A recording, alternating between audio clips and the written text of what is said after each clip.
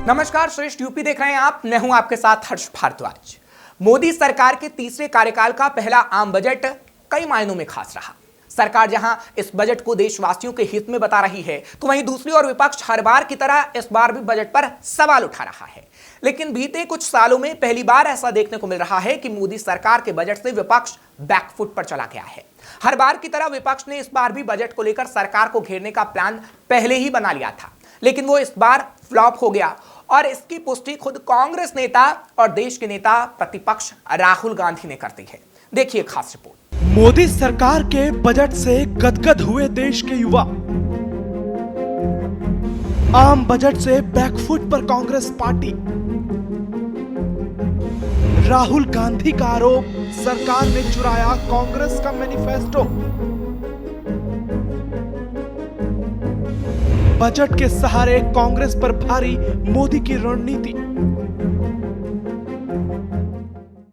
केंद्रीय वित्त मंत्री निर्मला सीतारमण ने मंगलवार को देश की संसद में मोदी सरकार 3.0 का पहला आम बजट पेश किया।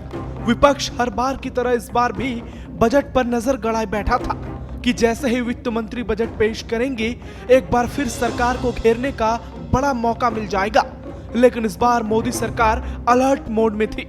सरकार को इस बात का इल्म पहले से था। सरकार पर 240 सीटों का दबाव भी था। विपक्ष लगातार इस बात का तंज कस रहा था कि यह सरकार मोदी सरकार नहीं बल्कि एनडीए सरकार है।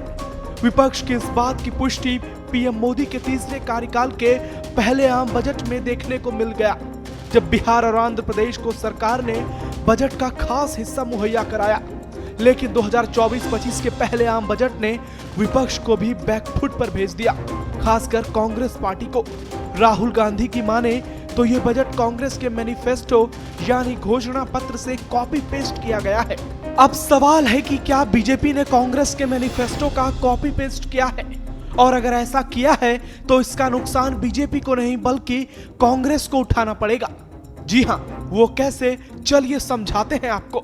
जैसे ही वित्त मंत्री निर्मला सीतारमण ने देश की संसद में 2024-25 का पहला आम बजट पेश किया, इसके कुछ देर बाद ही कांग्रेस नेता राहुल गांधी ने अपने सोशल मीडिया साइट एक्स पर ट्वीट किया, जिसमें उन्होंने सरकार पर खटाखट आरोप लगा दिया कि ये बजट तो कांग्रेस के प्लान का एक बड़ा हिस्सा था और मोदी सरकार ने इसे कांग्रेस के मैनिफेस्टो से कॉपी पेस्ट कर देश के सामने परोस दिया। दरअसल राहुल गांधी पिछले कुछ समय से सरकार पर लगातार बेरोजगारी को लेकर हमलावर रहे हैं। अक्सर चुनावी रैलियों में वो ये मुद्दा उठाते दिखे हैं। इस बार सरकार ने जो बजट पेश किया है, उसमें सबसे ज्यादा फोकस बेरोजगारी पर है। सरकार ने इसके लिए बड़ी घोषणा की है। सरकार ने बजट के माध्यम से ये बता दिया कि बेरोजगारी सरकार की पहली प्राथमिकता है, और इसे ध्यान में रखते हुए सरकार ने यह ऐलान किया है कि अगले 5 साल में वो देश के 4 करोड़ 10 लाख युवाओं को रोजगार से जोड़ेगी।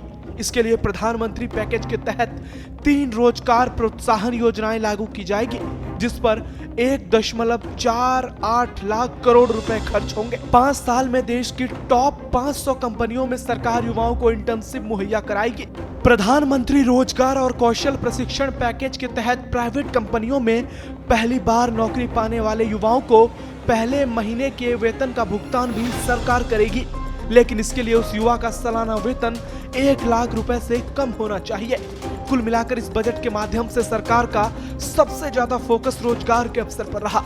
इसकी अहमियत का अंदाजा इस बात से लगाया जा सकता है कि बजट पेश करने के दौरान वित्त मंत्री निर्मला सीतारमण ने अपने भाषण में रोजगार शब्द का इस्तेमाल कुल 57 बार किया, जो अपने आप में कई सवालों के जवाब देता है।